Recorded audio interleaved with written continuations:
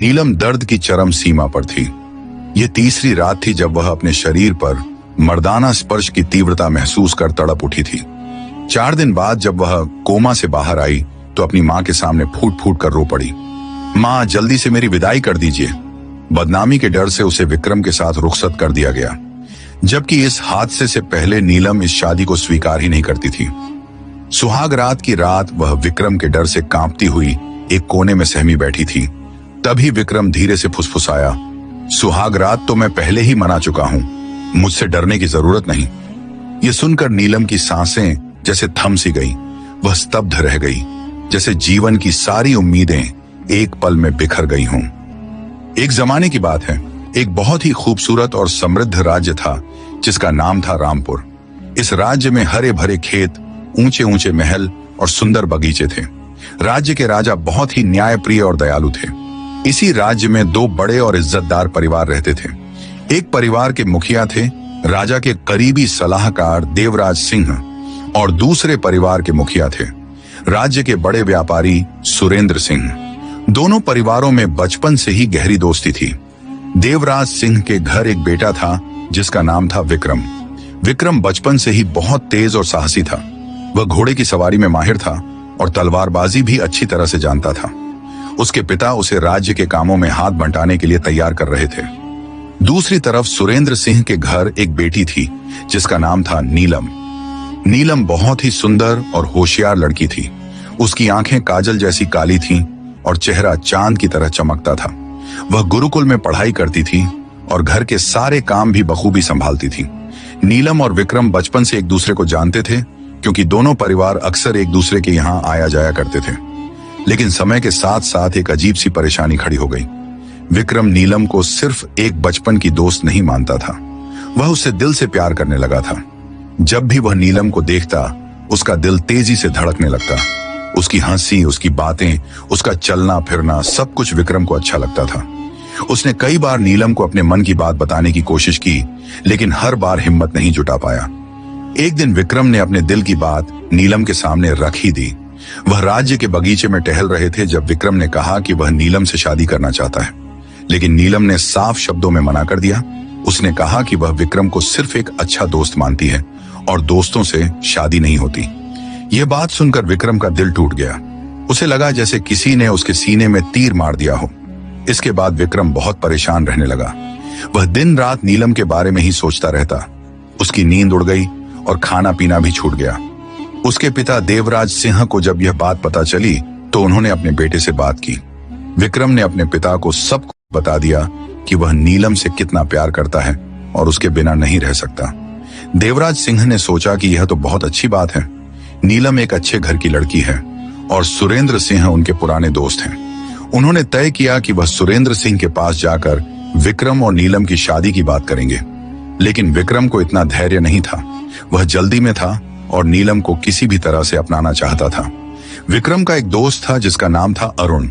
अरुण बहुत ही चालाक और शरारती किस्म का लड़का था। जब विक्रम ने उसे अपनी परेशानी बताई तो अरुण ने एक योजना बनाई। उसने कहा कि अगर नीलम मानने को तैयार नहीं है तो उसे जबरदस्ती मनवाना होगा। अरुण ने विक्रम को समझाया कि वह नीलम को किसी तरह से राजी कर ले। विक्रम शुरू में हिचकिचाया, लेकिन प्यार की दीवानगी में उसने अरुण की बात मान ली। एक दिन की बात है जब नीलम अपनी सहेलियों के साथ गुरुकुल से घर जा रही थी। रास्ता थोड़ा सुनसान था और आसपास कोई नहीं था। तभी अचानक विक्रम अपने घोड़े पर सवार होकर वहां आया। उसके हाथ में तलवार थी और चेहरे पर एक अजीब सी चमक थी। नीलम उसे देखकर चौंक गई। उसे समझ नहीं आया कि विक्रम यहाँ क्या कर रहा है। विक्रम ने घोड़े से उतरकर नीलम के सामने तलवार निकाल ली।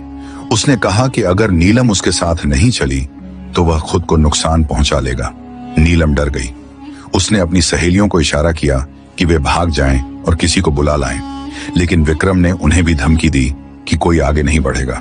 नीलम ने बहुत मिन्नतें की। उसने हाथ जोड़े और कहा कि यह सब गलत है, लेकिन विक्रम ने एक न सुनी। उसने जबरदस्ती नीलम को अपने घोड़े पर बिठाया और तेजी से एक सुनसान जगह की ओर ले गया। वह जगह राज्य के बाहरी इलाके में एक पुरानी हवेली थी जहां कोई नहीं रहता था। वहां पहले से ही पंडित जी बैठे हुए थे जिन्हें अरुण ने बुलाया था। विक्रम ने नीलम को हवेली के अंदर ले जाकर कहा कि वह चुपचाप बैठ जाए, वरना उसे पछताना पड़ेगा। नीलम रोने लगी। वह समझ नहीं पा रही थी कि यह सब क्या हो रहा है। उसने विक्रम से कहा कि वह उसका दोस्त था और दोस्त ऐसा नहीं करते, लेकिन विक्रम ने कहा कि उसे नीलम से शादी करनी है, चाहे कुछ भी हो जाए। उसने पंडित जी को इशारा किया और शादी की रस्में शुरू हो गईं। नीलम ने बहुत मना किया, लेकिन विक्रम ने जबरदस्ती उसका हाथ पकड़ा और 7 फेरे पूरे करवा दिए। यह सब होते होते शाम हो गई थी। नीलम थक गई थी और उसकी आंखों से लगातार आंसू बह रहे थे। विक्रम ने उसे वापस उसके घर छोड़ने का फैसला किया। जब वह नीलम को लेकर सुरेंद्र सिंह की हवेली पहुंचा तो सबको बहुत हैरानी हुई। नीलम की मां पार्वती देवी और उसके पिता सुरेंद्र सिंह बहुत परेशान हो गए थे, क्योंकि नीलम समय पर घर नहीं पहुंची थी। जब उन्होंने देखा कि नीलम विक्रम के साथ है और उसकी हालत खराब है, तो उन्हें समझ आ गया कि कुछ बड़ी गड़बड़ हो गई है। विक्रम ने सुरेंद्र सिंह को सब कुछ बता दिया कि उसने नीलम से शादी कर ली है। यह सुनकर सुरेंद्र सिंह को बहुत गुस्सा आया, लेकिन अब कुछ नहीं हो सकता था। समाज के नियमों के हिसाब से नीलम अब विक्रम की पत्नी बन चुकी थी। उसी रात देवराज सिंह और विक्रम दोनों सुरेंद्र सिंह की हवेली पहुंचे। हवेली के बड़े कमरे में एक भारी चुप्पी छाई हुई थी। दीपक की रोशनी में सबके चेहरे साफ दिख रहे थे। विक्रम अपने सिर को झुकाए बैठा था। उसके बगल में देवराज सिंह बैठे थे और सामने सुरेंद्र सिंह चुपचाप बैठे थे। कुछ पल बाद देवराज सिंह धीमी आवाज में बोले, सुरेंद्र भाई, मैं जानता हूं कि हालात अच्छे नहीं रहे, लेकिन जो हो गया सो हो गया। अब आप बच्चों की बात को क्यों अधूरा छोड़ रहे हैं? विक्रम अपनी गलती मानता है और दिल से शर्मिंदा भी है, लेकिन आप तो बिल्कुल हाथ पांव छोड़कर बैठ गए हैं। अगर माँ बाप ही बैठ जाएंगे तो रिश्ते कैसे जुड़ेंगे? वह नीलम को इज्जत देना चाहता है, उसे सम्मान के साथ घर लाना चाहता है। कम से कम इस बात का तो ख्याल करें कि हमारा रिश्ता बहुत पुराना है और आप मेरे विक्रम को पसंद भी करते हैं। सुरेंद्र सिंह कुछ देर चुप रहे, फिर थोड़ा आगे झुककर गहरी सांस लेते हुए धीमे लेकिन मजबूत आवाज में बोले, देवराज भाई, मैं आपकी बात दिल से समझ रहा हूं, लेकिन यकीन करें, दिल पर पत्थर रखकर कह रहा हूं कि मैं कुछ भी कर लूं, वह राजी नहीं है। जब लड़की ही नहीं चाहती तो जबरदस्ती करके दोनों की जिंदगी बर्बाद करने का क्या फायदा? वह साफ कहती है कि विक्रम एक जालिम है और वह कभी उससे शादी नहीं कर सकती। जो कुछ उनके बीच हुआ सबके सामने है। अब आप ही बताइए, अगर मेरी बेटी की जगह आपकी बेटी होती तो क्या आप भी उसे मनाने की कोशिश करते? यह कहते हुए वे थक से गए, जैसे समझाते समझाते अब उनके पास कहने को कुछ नहीं बचा था। देवराज सिंह चुप हो गए थे, उनके होंठ कांप कर रह गए। कुछ पलों बाद विक्रम ने चुप्पी तोड़ी और सीधा होकर बोला, काका, मैं उससे दिल से प्यार करता हूं। यह बात आप क्यों नहीं समझ रहे? अगर मेरी बहन के साथ ऐसा होता और उसका पति उससे प्यार करता तो मैं खुशी से उसका हाथ उसके पति के हाथ में रख देता, लेकिन यहां तो सब लोग शादी को ही गलत ठहराने पर तुले हैं। उसकी बात पूरी भी नहीं हुई थी कि दरवाजा खुलने की आवाज आई और सबकी निगाहें मुड़ी। नीलम कमरे में आई। 23 साल की एक खूबसूरत लड़की, सफेद साड़ी में गंभीर चेहरे और तेज निगाहों के साथ। उसकी नजरें सीधी विक्रम पर थीं, जिनमें नफरत और दर्द का मिला जुला एहसास था। वह विक्रम की तरफ देखकर कड़वे लहजे में बोली, तुम वाकई बेशर्म हो। अपनी बहन का हाथ उसके पति के हाथ में देने की बात कर रहे हो। हम वैसे नहीं हैं जैसे तुम हो। तुमने तलवार की नोक पर मुझसे जबरदस्ती शादी की थी। अब बेहतर यही है कि अपनी औकात में रहो। अगर दोबारा मेरे घर आए तो मैं तुम्हारे खिलाफ राजा से शिकायत कर दूंगी। और बाबा, आप इस घटिया इंसान को घर में आने ही क्यों देते हैं? न जाने इसमें ऐसा क्या है कि आपको बुरा नहीं लगता। मुझे तो यह जहर से भी ज्यादा बुरा लगता है। विक्रम की आंखों में नमी आ गई थी। प्यार की बातें, मुंह से ऐसे शब्द इंसान को अंदर तक तोड़ देते हैं। वह कुछ बोल भी नहीं पाया। उसका अंदाज इतना सख्त था कि विक्रम भीतर तक हिल गया था। आज उसे अपने प्यार को ठुकराया जाता महसूस हो रहा था। नीलम ने रुख मोड़ा और बोला, बाबा, इन्हें बाहर निकाल दीजिए।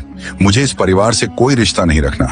अब तक इन्हें बिठाकर आप इज्जत दे रहे हैं, लेकिन अगर मैं आपकी जगह होती तो अब तक सारे रिश्ते तोड़कर इनका ठिकाना लगा चुकी होती।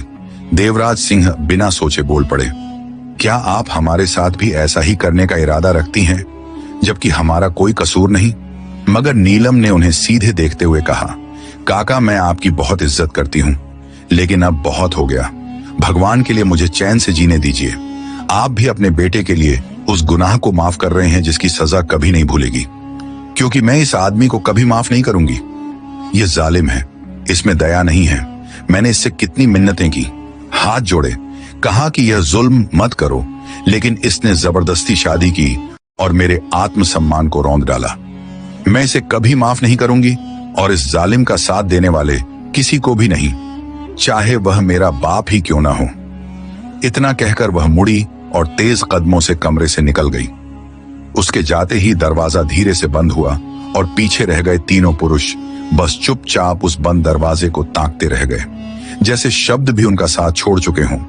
कमरे में गहरी चुप्पी छा गई थी, जैसे हर आवाज थम गई हो।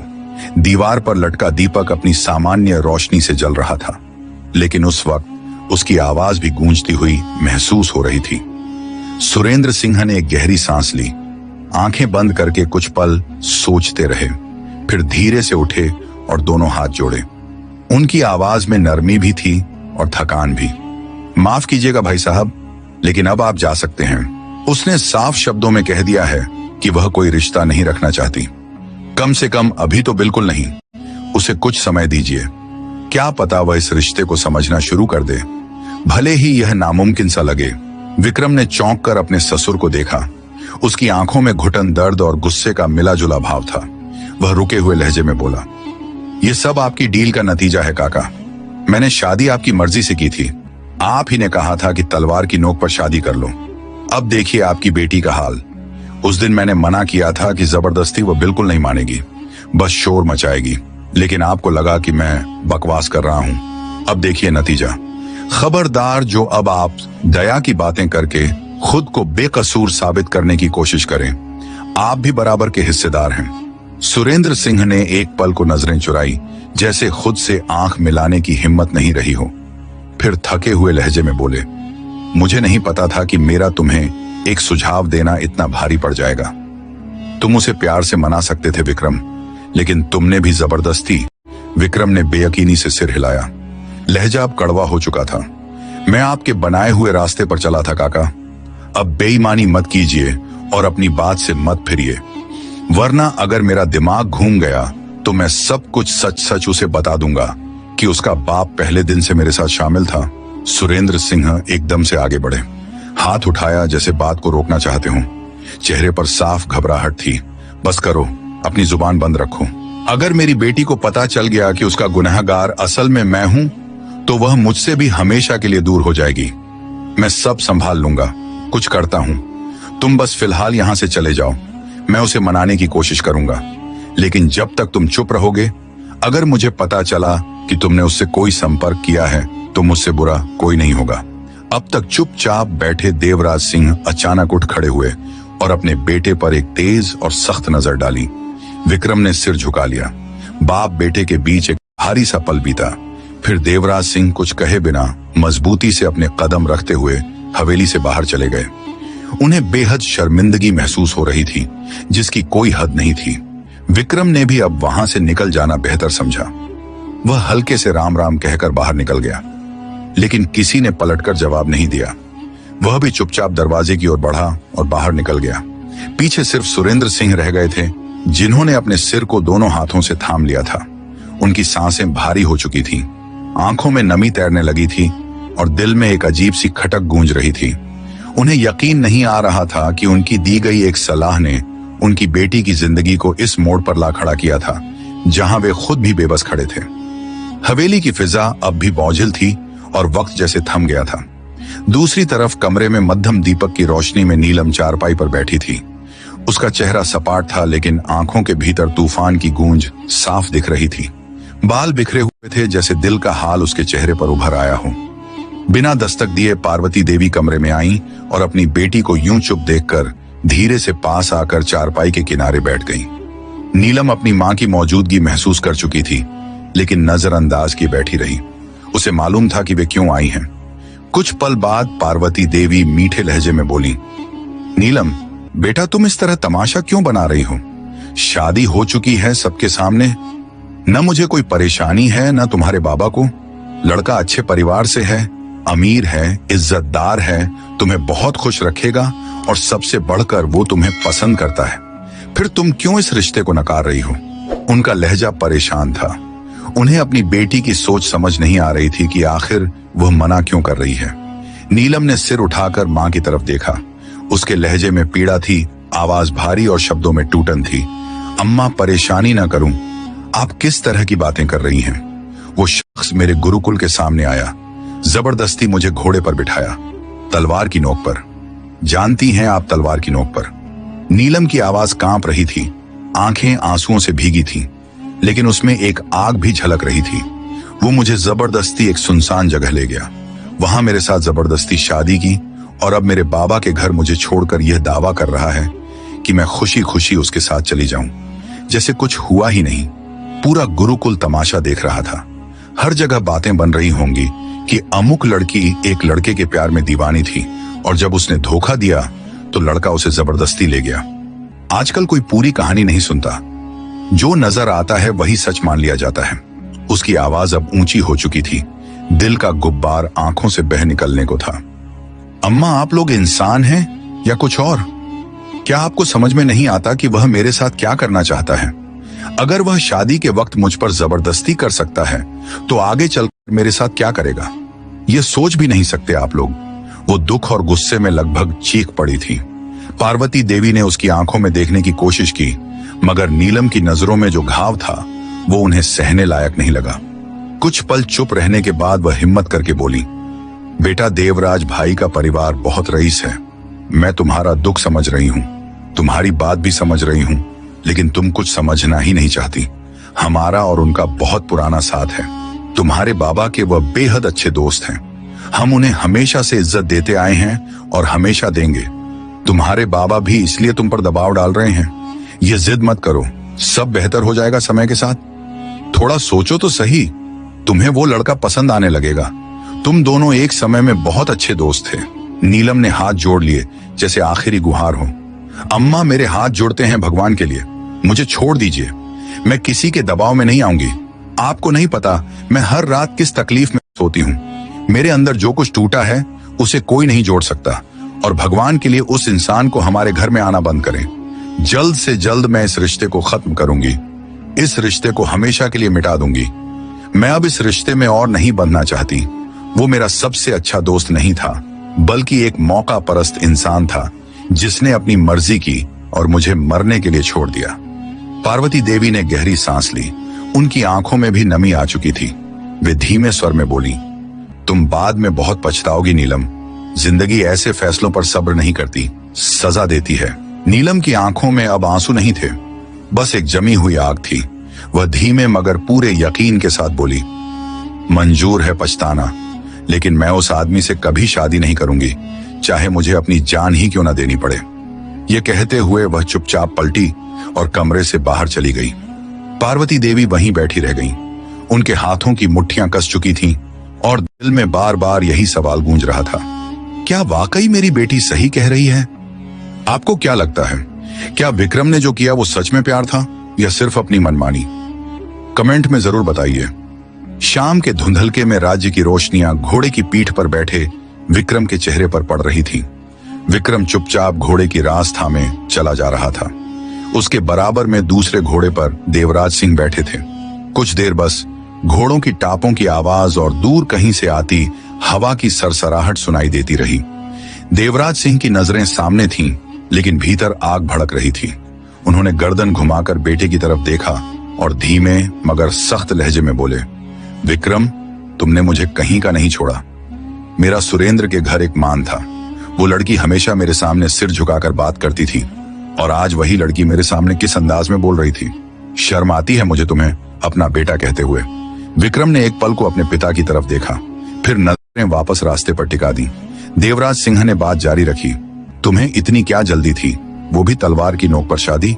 क्या इसलिए मैंने तुम्हें तलवार रखने की इजाजत दी थी ताकि तुम शादी करते फिरो? बिल्कुल अक्ल नहीं है तुम में। अपनी मां पर गए हो, जल्दबाज इंसान। मैंने वादा किया था कि मैं रिश्ता लेकर जाऊंगा, लेकिन तुम तो खुद ही अपने बाप बन गए। अब देखो नतीजा। विक्रम ने दांत भींचे और गुस्से में बोला, बाबा, आपके दोस्त की बेटी खुद को बहुत समझदार समझने लगी है। इतनी अक्ल आ गई है उसे कि मेरे प्यार को भी ठुकरा रही है। बचपन से जिद्दी रही है, हमेशा अपनी जिद में नुकसान करती है, और अब भी वही कर रही है। उसकी जुबान सुनी थी आपने, कह रही थी शादी को नहीं मानती, राजा से शिकायत करेगी। 2 घुड़कियों की भी औकात नहीं है और खुद को कोई रानी समझे बैठी है। आप लोगों ने उसे बेमतलब सिर पर चढ़ा रखा है। गुस्से से उसकी नजरें तन गई थी।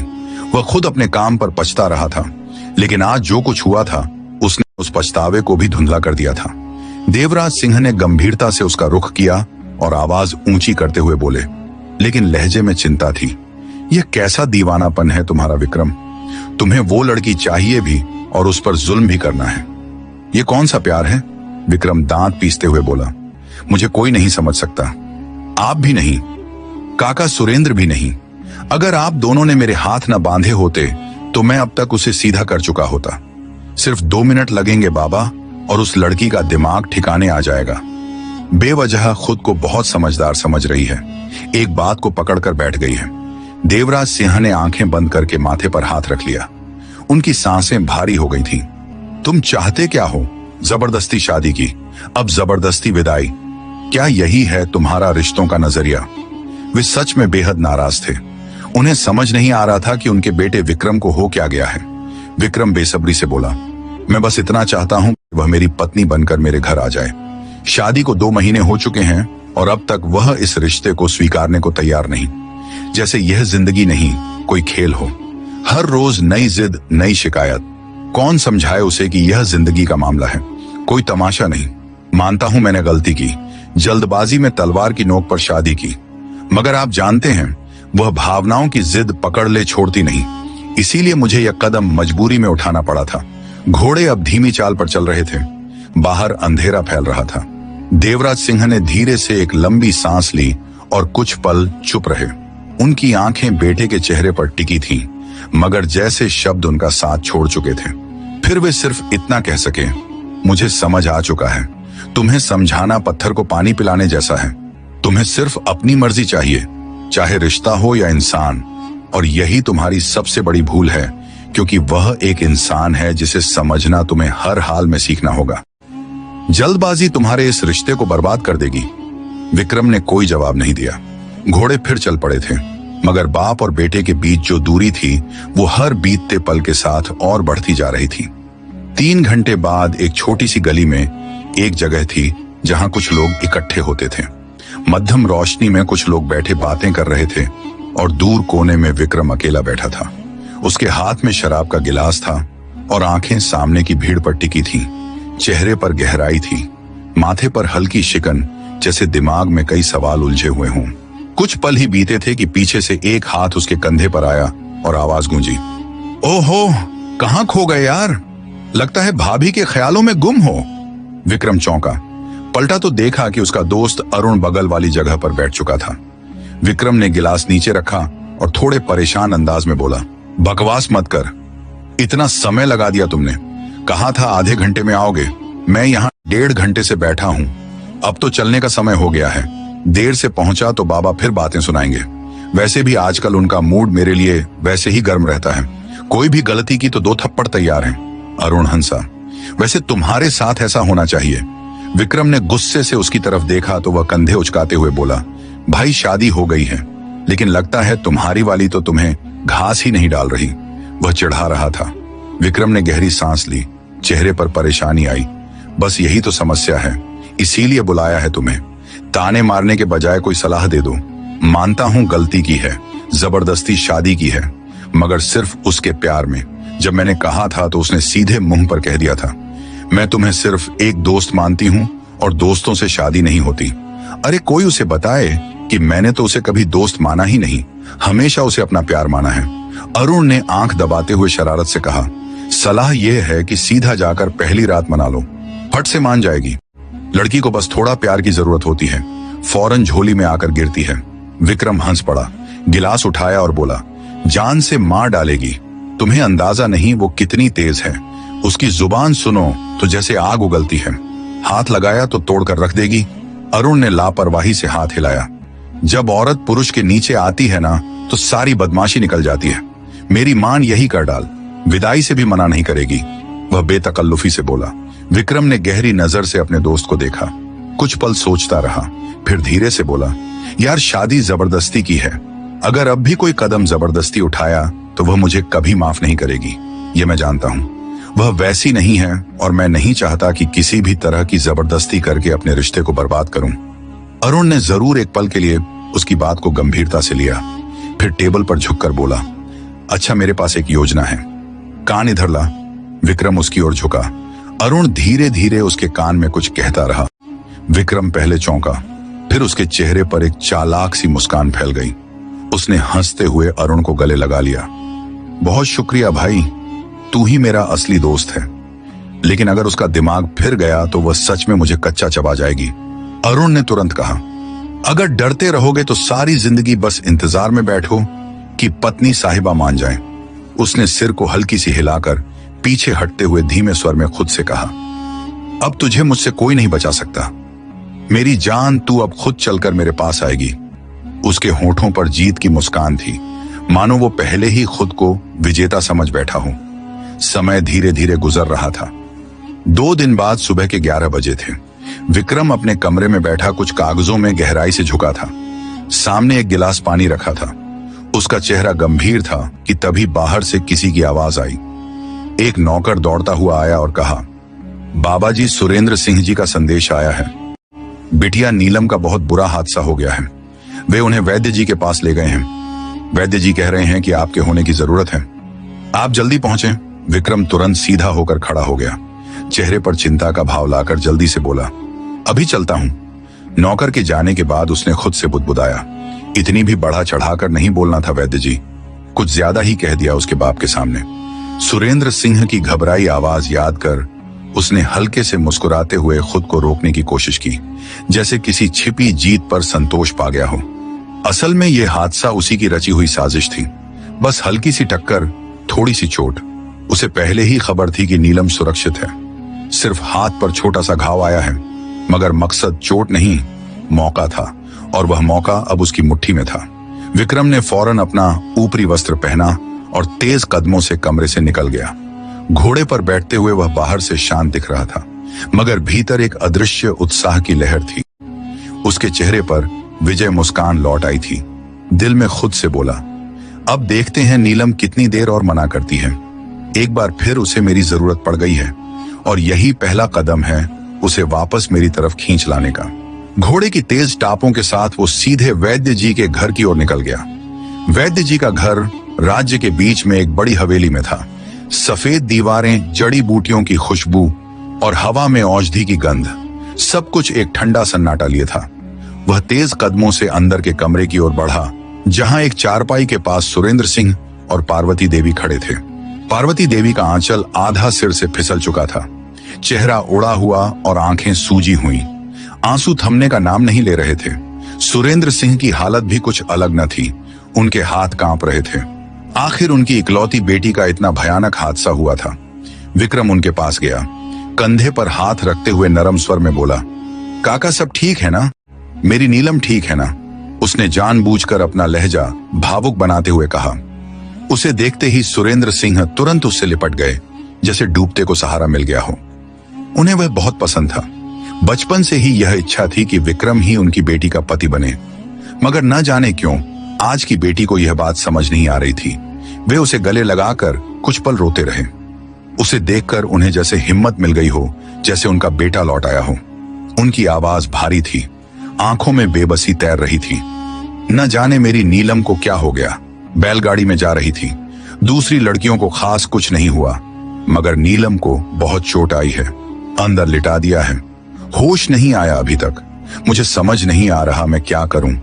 मेरे हाथ पांव जैसे ढीले पड़ गए हैं। मेरी सिर्फ एक ही बेटी है। अगर उसे कुछ हो गया तो मैं कैसे जिंदा रहूंगा? वैद्य जी कह रहे हैं कि मेरी लाडो बेहोशी में चली गई है। कुछ समझ नहीं आ रहा। अगर उसे कुछ हुआ तो मेरा भी अंत हो जाएगा। उसने उनके कंधे पर हाथ रखा और मजबूत आवाज में बोला, काका घबराइए मत। नीलम एक लड़ाकू है, वह इस हालत से जरूर निकल आएगी। मैं वादा करता हूं चाहे कुछ भी हो जाए, हम उसे बचा लेंगे।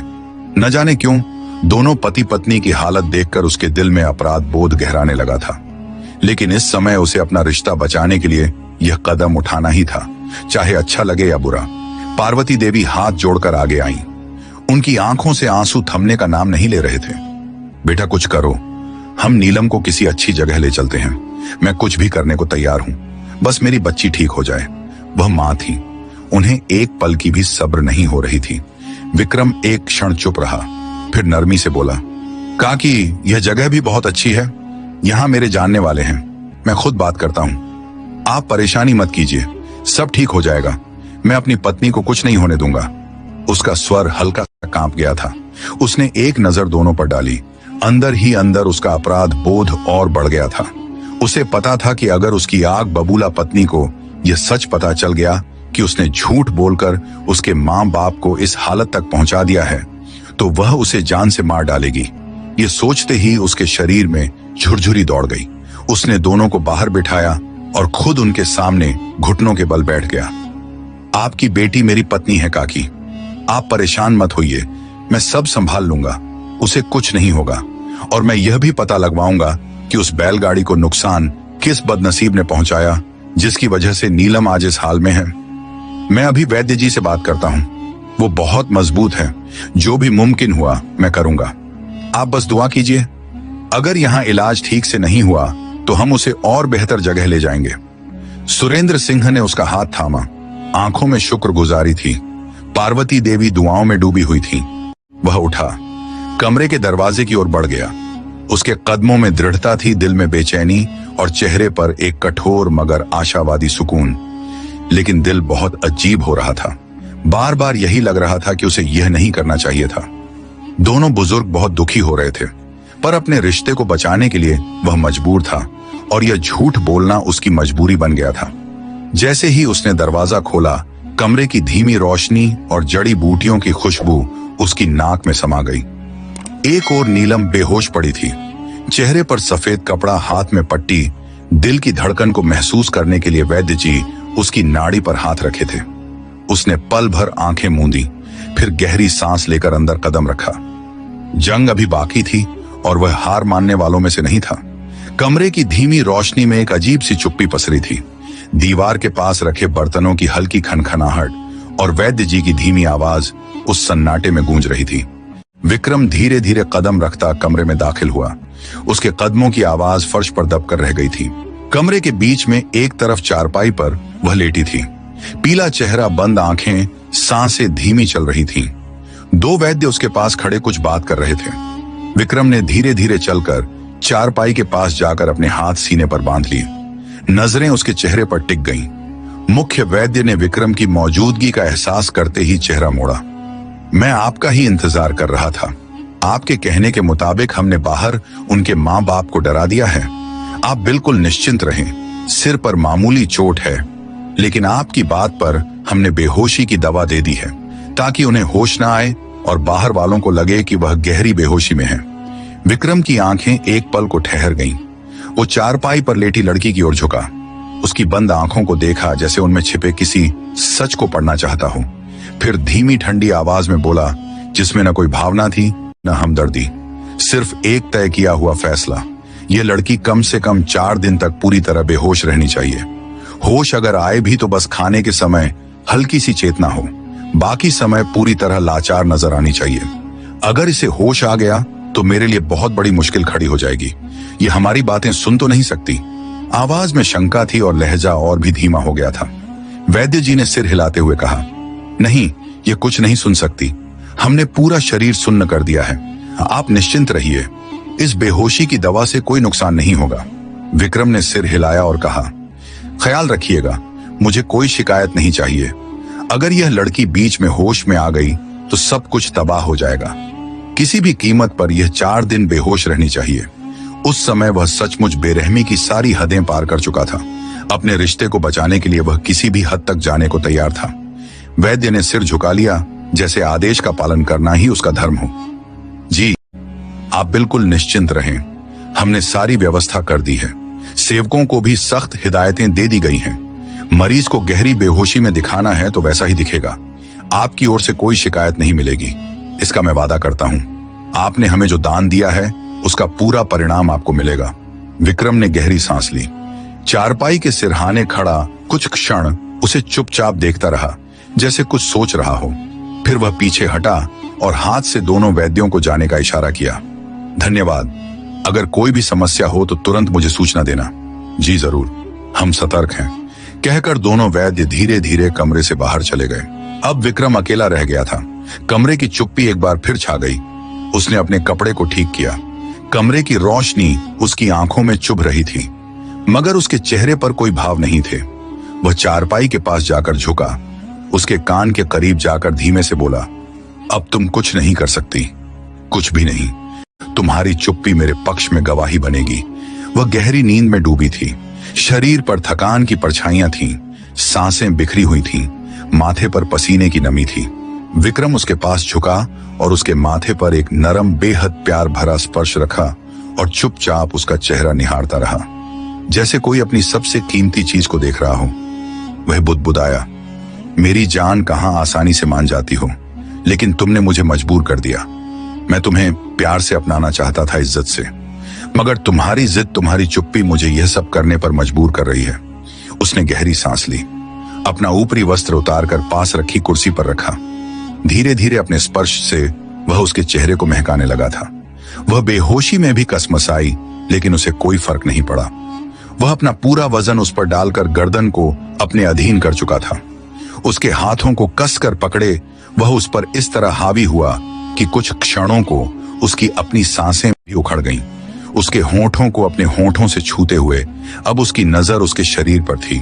उसके हाथ बेझिझक पूरे शरीर पर घूम रहे थे। वह धीरे धीरे अपनी सीमाएं भूलता जा रहा था। उसने बहुत आराम से उसके कपड़े खिसकाए और अपने होंठ वहां रख दिए।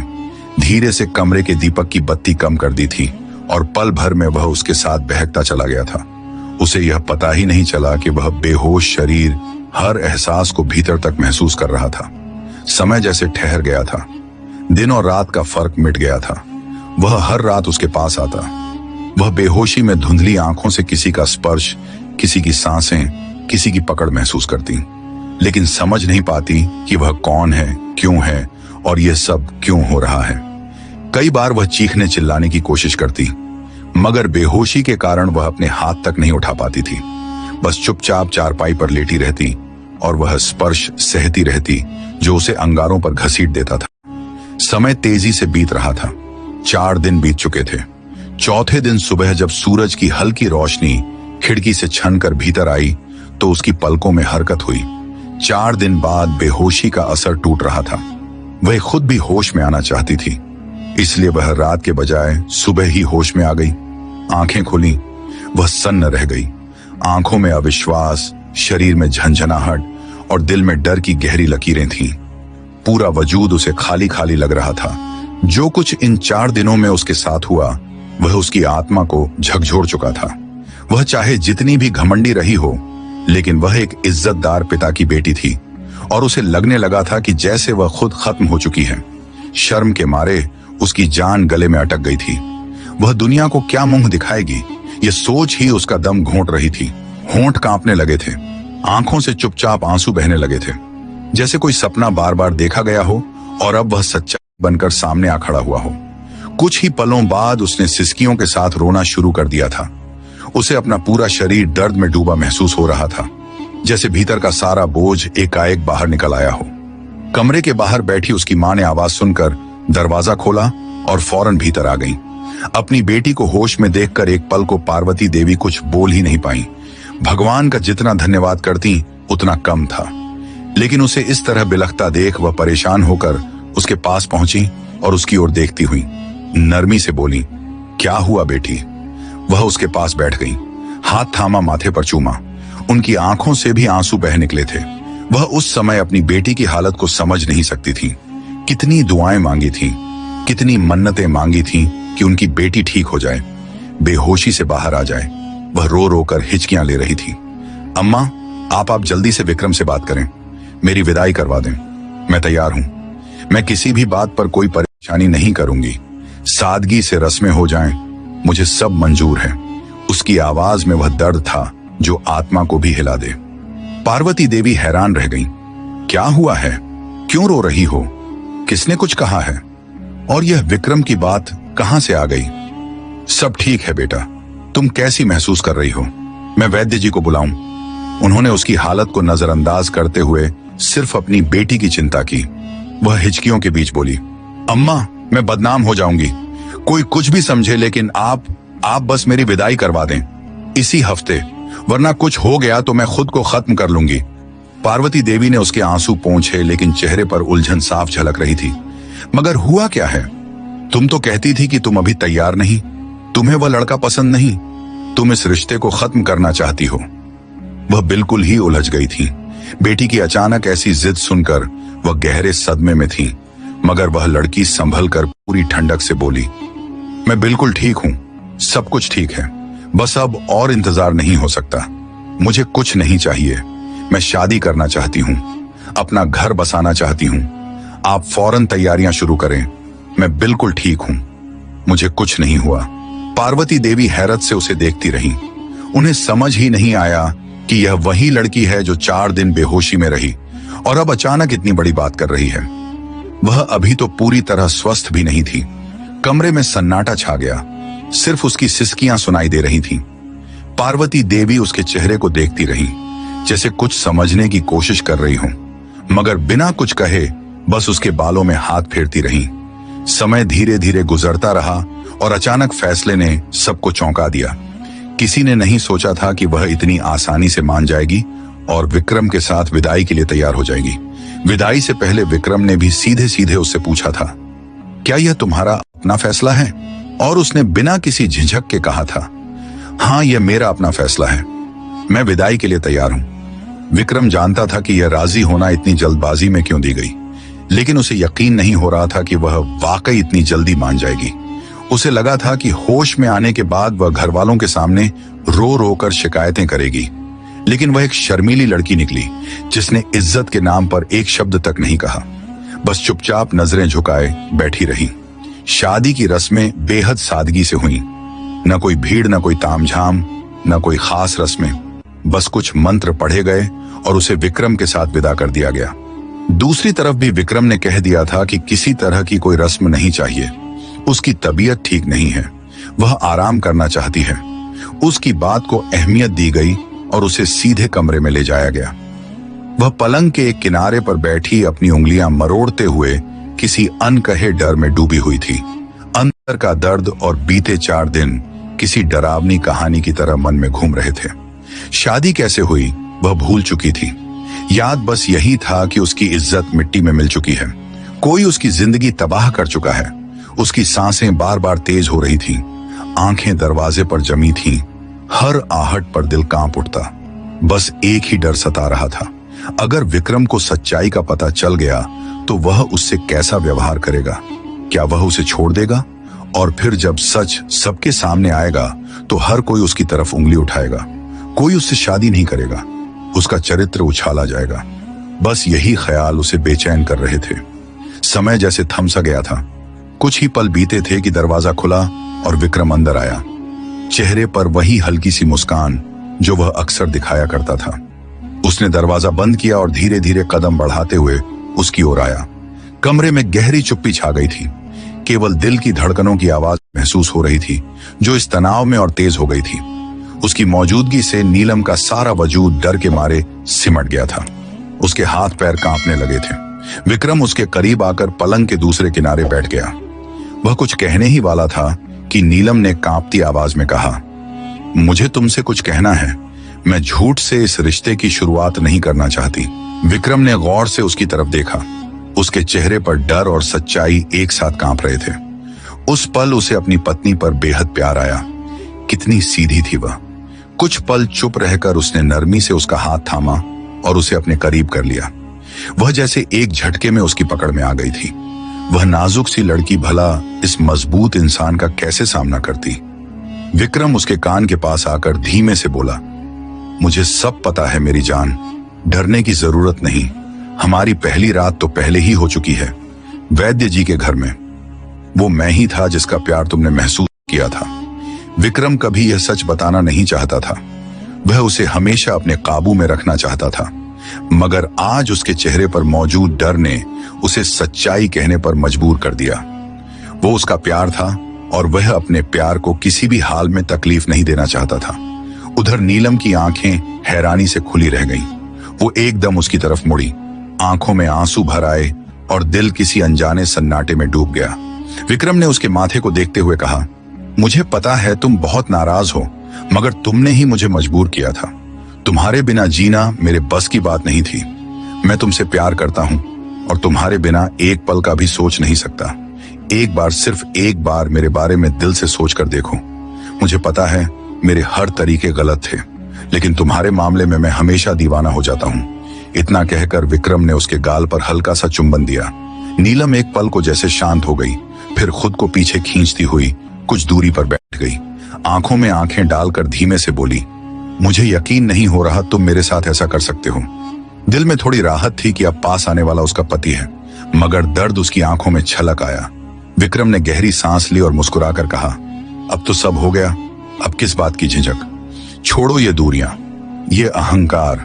मैं तुमसे बेहद प्यार करता हूं और सिर्फ तुम पर हक रखता हूं। यह कहते ही वह फिर उसे अपने करीब ले आया और जब तक वह रोकती उसने उसके होंठों को चूम लिया।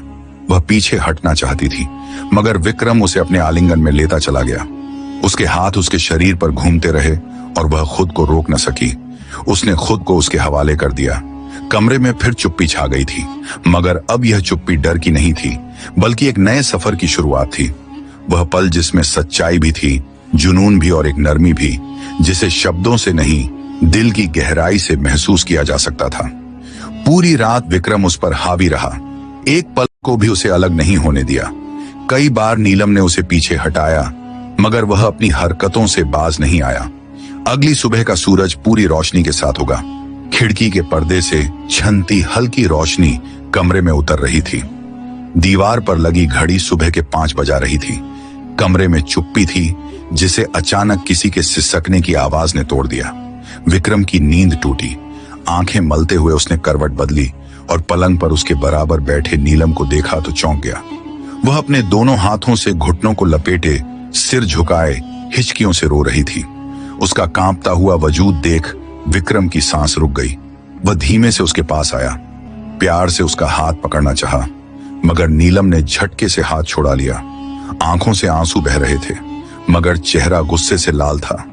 वह कांपती आवाज में बोली, मुझे मेरे माँ बाप के घर छोड़ दो। तुमने मेरी आत्मा को चोट पहुंचाई है, मैं तुम्हें कभी माफ नहीं करूंगी। तुमने मेरी इज्जत रौंदी है विक्रम। पूरी रात तुमने मुझे महसूस किया, जबकि मैंने कई बार तुम्हें रोका था। तुम जालिम हो। दोस्ती का वास्ता देकर तुमने मेरी कमजोरी का फायदा उठाया। पहले वो जबरदस्ती की शादी और फिर वैद्य जी के घर में तुमने सब कुछ बर्बाद कर दिया। मेरी इज्जत, मेरा सम्मान, मेरा भरोसा, सब कुछ। विक्रम कुछ बोलना चाहता था, मगर उसकी तेज आवाज के सामने चुप रहना ही बेहतर समझा। विक्रम ने बेचैनी से अपने दोनों हाथों से सिर थाम लिया और फिर उठकर नीलम के सामने बैठ गया। तुमने ही मुझे मजबूर किया नीलम। मैं तुमसे प्यार करता था, कभी तुम्हें नुकसान पहुंचाने का सोचा भी नहीं, लेकिन तुमने मेरे प्यार को एक खेल समझा। हमेशा मेरी भावनाओं और मेरे प्यार का मजाक बनाया। नीलम का चेहरा गुस्से से लाल हो गया था। प्यार, वह कड़वाहट से हंसी। इसे प्यार कहते हो? शर्म नहीं आती? नफरत है मुझे तुमसे विक्रम। तुम जैसे पुरुष सिर्फ इस्तेमाल करना जानते हैं। तुमने मेरा भरोसा तोड़ा, मेरी खुददारी को कुचला। मैं कभी माफ नहीं करूंगी तुम्हें। वह तुरंत बोला, तुम गलत समझ रही हो। लेकिन नीलम की सहनशीलता की हद पूरी हो चुकी थी। एक ही पल में वह उठी और जोरदार तमाचा उसके चेहरे पर जड़ दिया। कमरे में तमाचे की गूंज फैल गई। विक्रम स्तब्ध रह गया और नीलम की आंखों में गुस्सा और एक अजीब सी खालीपन था। जाओ तुम और तुम्हारा यह झूठा प्यार। नफरत है मुझे तुम जैसे पुरुषों से। वह रोते हुए दरवाजे की तरफ बढ़ी और बाहर निकल गई। कमरे में अब सिर्फ विक्रम की सांसों की आवाज थी। वह वहीं पलंग पर बैठा रहा, पत्थर की तरह जड़, कुछ समझ पाने से लाचार। प्यार, इज्जत, रिश्ता, सब कुछ उस एक पल में चकनाचूर हो गया था। 1.5 हफ्ते बाद समय धीरे धीरे बीत रहा था। बैठक में सन्नाटा छाया था। शाम की परछाइयां दीवारों पर फैल चुकी थीं। विक्रम चुपचाप गद्दी पर बैठा हाथ में तलाक के कागज पकड़े था। आंखों के नीचे हल्के काले घेरे और बेचैनी से कागज के किनारों को सहला रहा था। तभी दरवाजा खुला। वह अंदर आई, सफेद सादा कपड़ों में थकी हुई सी, आंखों में उदासी ली। दोनों की यह पहली मुलाकात थी। उस घटना के बाद विक्रम तुरंत खड़ा हुआ, नजरें झुकाते हुए कागज उसकी ओर बढ़ाई। इस पर दस्तखत कर दो, फिर मैं भी कर दूंगा। जब तुम मुझे अपना पति मानती ही नहीं, तो इस रिश्ते को ढोने का क्या फायदा। अब वह थक चुका था। लड़ते लड़ते प्यार अब उसे सजा लगने लगा था। कुछ पल चुप्पी रही, फिर नीलम उसकी आंखों में झांकते हुए बोली, यही थी तुम्हारी मोहब्बत, एक तमाचे के बाद सब कुछ खत्म। विक्रम चौंका, जैसे यह शब्द उसके सीने को चीर गए हों। वह कुछ कहने ही वाला था कि वह फिर बोली, तुमने मुझ पर जबरदस्ती की, मेरे फैसले छीने, मेरी चुप्पी को मेरी कमजोरी समझा, सब सह लिया मैंने, मगर एक तमाचा तुम्हें इतना चुभ गया कि तलाक ले आए। विक्रम की आवाज भारी हो गई। यह सब तुम्हारे लिए ही किया, क्योंकि तुम यह रिश्ता चाहती ही नहीं थी। अगर तुम हर रोज एक तमाचा भी मारो तो भी मैं शिकायत ना करूं, मगर तुम चाहती ही नहीं थी कि मैं तुम्हारी जिंदगी का हिस्सा बनूं। अचानक वह और पास आई और जोर से एक तमाचा फिर मारा। विक्रम सन्न रह गया। अब मुझे सुकून मिला है, वह धीमे से बोली। अब मैं तुम्हें माफ करती हूं, हर उस गलती के लिए जो तुमने प्यार, भावनाओं या अपने अहंकार में की। विक्रम के चेहरे पर हल्की मुस्कान उभरी। वह पहला पुरुष था जो पत्नी से तमाचा खाकर भी मुस्कुरा रहा था। वह हंसकर बोला, अगर पहले ही तमाचा मार देती तो ये सारा तमाशा न बनता। वैद्य जी के यहाँ कितने पैसे खर्च किए मैंने, वैद्यों ने तो जेब ही खाली कर दी। वह दिल से हंसी। पहली बार तुम जैसे पुरुषों के साथ यही होना चाहिए था। बाबा ने सब बता दिया है। उन्हें तुम बहुत पसंद हो और शादी वाले दिन उन्होंने ही कहा था कि किसी तरह मुझे मना लो। हाँ, तलवार की नोक पर शादी का विचार भी उन्हीं का था, लेकिन तुमने दोस्ती तक का लिहाज ना रखा। उसकी बात पर विक्रम ने शर्मिंदा होकर नजरें झुका ली। कृपया माफ कर दो, प्यार में अंधा हो गया था। जब तुमने साफ मना किया तो मुझे लगा बस यही एक रास्ता बचा है। वह आगे बढ़ी, उसके सामने रुकी और बोली, सच तो है, प्यार में इंसान पागल हो जाता है, लेकिन अब सीख लिया ना। अब अगर दोबारा प्यार हो तो थोड़ा होश में करना। विक्रम ने शरारत से कहा, अगर दोबारा प्यार हो मतलब? वह मुस्कुराई, अभी तमाचा मारा है मतलब प्यार अब भी है, पर अब एक शर्त है, दोस्ती रहेगी इज्जत से, समझदारी से और बराबरी के साथ। विक्रम ने सिर हिलाया, हंसते हुए कहा, तुमसे बेहतर सिखाने वाला कोई हो भी नहीं सकता। वे दोनों साथ बैठ गए। विक्रम ने तलाक के कागज फाड़ डाले, छोटे छोटे टुकड़े बनकर फर्श पर गिरते गए। दोनों एक दूसरे को देखकर हंसे, आंखों में नमी लेकिन दिल में सुकून। अब यह रिश्ता किसी जबरदस्ती, गलती या जिद का नहीं था, बल्कि समझ, सच्चाई और प्यार का था। इस कहानी का सबसे दिल छू लेने वाला पल कौन सा लगा, बताइए कमेंट में। क्या एक तमाचा ही काफी था सब गलतियों को माफ करने के लिए, या नीलम को और सजा देनी चाहिए थी? असली जिंदगी में अगर ऐसा कुछ हो जाए तो लड़की को क्या करना चाहिए? माफ करना चाहिए या घर छोड़कर चले जाना? इस वीडियो को देखकर आपके दिल में क्या एहसास जागा? अपनी भावनाएं कमेंट में जरूर लिखें। आगे की कहानी आप किस तरह की देखना पसंद करेंगे? अपना टॉपिक कमेंट में लिखें। अगली वीडियो जल्द ही आ रही है। अगर वीडियो पसंद आई हो तो लाइक करें और ऐसी ही कहानियां सुनने के लिए सब्सक्राइब जरूर करें।